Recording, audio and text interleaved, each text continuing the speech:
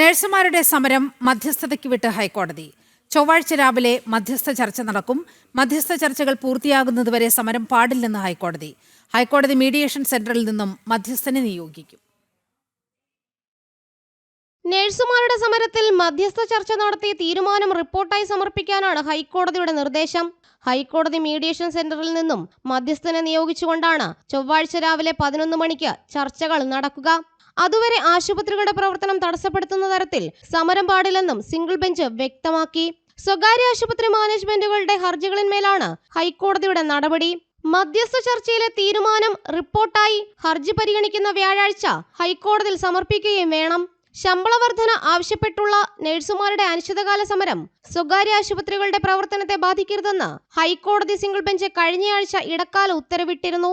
ആശുപത്രികളിലേക്കുള്ള പ്രവേശന കവാടങ്ങൾ ഉപരോധിക്കാനോ രോഗികളെയും ജീവനക്കാരെയും ഭീഷണിപ്പെടുത്താനോ അനുവദിക്കരുത്. ആശുപത്രി പരിസരത്ത് യാതൊരുവിധ തടസ്സങ്ങളും ഉണ്ടാകാൻ പാടില്ല.